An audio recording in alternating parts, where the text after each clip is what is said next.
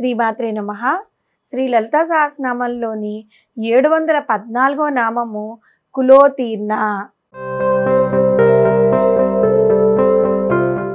ఈ నామానికి అర్థం ఏంటి అంటే ఇంద్రియములను దాటినది అని అర్థం. కులము అనే పదానికి ఇంద్రియాల గుంపు అని అర్థం ఉంది. ఆ గుంపును దాటినది సాక్షాత్తు జగన్మాత. అమ్మవారు ఈ ఇంద్రియాలకి గోచరం కానిది, ఇంద్రియాలచే తెలుసుకోలేనటువంటిది. అతేంద్రియ స్వరూపిణి అయిన ఆ తల్లి ఇంద్రియాలకు గోచరం కాకుండా సర్వార్థ సాధక చక్రంలో కొలువై ఉండే మాతను మనం ఏ విధంగా తెలుసుకోవాలి? పూర్వము తమ యొక్క తపోబలం చేత, యోగి శక్తి చేత మునులు, ఋషులు అతేంద్రియార్థ దర్శనమును చేసుకోగలుగుతూ ఉండేవారు. అంటే ఇంద్రియాలకు గోచరం కాని అనేక విషయాలను వారు తెలుసుకోగలిగారు. కనుక మనం ఇంతకుముందు నామంలో గురుమండల రూపిణిలో వివరించినట్లుగా తమ గురువుల నుండి జ్ఞానాన్ని గ్రహించిన సద్గురువును భక్తితో సేవించి వారి నుండి శ్రీదేవి విద్యను, శ్రీమాత యొక్క తత్వంను తెలుసుకోవాల్సి ఉండేది. తపస్సు ద్వారా ఒక అతీంద్రియ స్థితికి వెళ్ళినప్పుడు ఆ మహామునులకు లేదంటే ఆ గురువులకు వినిపించిన దివ్య శబ్దాలు శ్రీమాత యొక్క నామాలన్నమాట. మనకి అలా అటువంటి అతీంద్రియ స్థాయిని పొందడం అంత సులభం కాదు. కాబట్టి ఆ మహారుషులు తమ అతీంద్రియ సాధన ద్వారా తెలుసుకున్న మంత్రాల గురించి మనం తెలుసుకోవడం, ఆరాధించడం, మంత్రస్వరూపిణి అయిన జగన్మాతను ఆరాధించడం ద్వారా శ్రీ విద్యను సాధన చేయడం వల్ల ఆ సాధన ద్వారా మనం క్రమక్రమంగా జ్ఞానం సిద్ధిస్తుంది మనకి. ఆ జ్ఞానం వల్ల ధ్యానం, దానివల్ల జగన్మాత యొక్క నిర్గుణ నిరాకార అతీంద్రియ భావన కలిగి క్రమక్రమంగా మన ఇంద్రియాలను దాటి కులోతీర్ణ అయిన అమ్మవారిని మనం చేరుకుంటూ ఉంటాము. కాబట్టి కులోతీర్ణ అని అమ్మవారిని వసన్యాది వాగ్దేవతలు కీర్తించారు. ఇక జీవుల్లో సుషుమ్నా నాడిలో షట్చక్రాల్లో గల మూలాధార చక్రం నుంచి ఆజ్ఞాచక్రం వరకు గల మార్గమును కులము అని మనం ఇంతకుముందు నామాల్లో చెప్పుకున్నాం కదా. కాబట్టి కులోతీర్ణ అంటే కులము అనబడే మార్గంలో షట్చక్రాలను, 3 గ్రంథులను దాటుకుంటూ సహస్రాచక్రంలో సదాశివునితో సహా కొలువై ఉన్నదేవి అని అర్థం కూడా వస్తుంది. జాగృత్, స్వప్న, సుషుప్త అవస్థలను దాటి తర్వాత ఉండే తురీయ అవస్థలోనే ఈ తల్లిని దర్శించడానికి వీలవుతుందన్నమాట.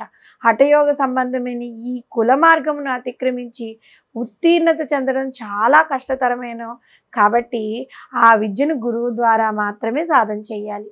ఇంకా పితామహుల పరంపరనంతటినీ కూడా కులము అని వివరిస్తూ ఉంటారు. అంటే మన వంశము, ముత్తాతలు, తాతలు అలా చెప్పుకుంటూ వచ్చింది కూడా మా వాళ్ళు అదండి, మా వాళ్ళు ఇదండి, మేము ఆ కులమండి అన్నది కూడా ఒక అర్థం ఉంది ఇక్కడ కులము అని.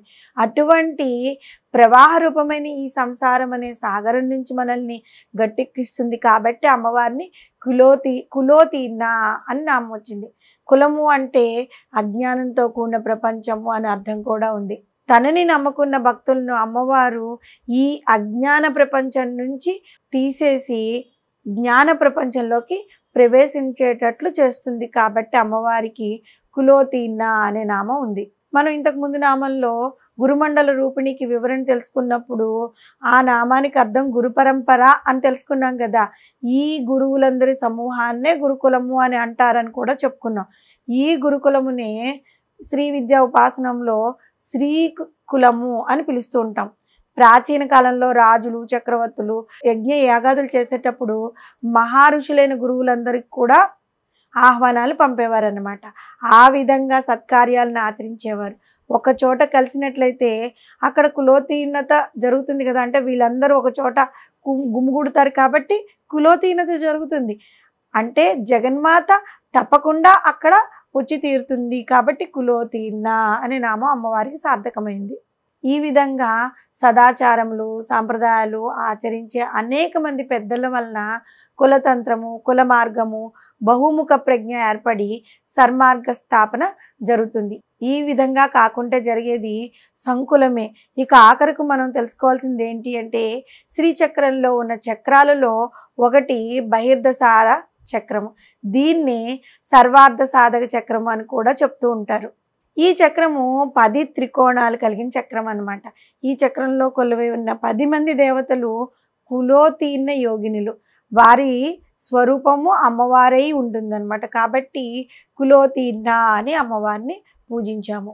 మనలో ఉన్న ఇంద్రియాల గుంపును అతిక్రమించి ఆ ఇంద్రియాలకు గోచరం కాని అతీంద్రియ స్వరూపిణి గురువుల సమూహంగా కులకుండముగా ఉన్న మాత శ్రీచక్రంలోని సర్వార్థ సాధక చక్రంలో కులోతీర్ణ యోగిళ్ళ రూపంలో స్థితురాలై ఉన్న అమ్మను కులోతీర్ణ అనే నామంతో స్మరిస్తున్నట్లయితే మనకి ఈ షట్చక్రాలను భేదించే శక్తిని మంచి గురువు ద్వారా మనకి కల్పించే బాధ్యత కూడా అమ్మవారే తీసుకుంటారు. శ్రీమాత్రే నమః.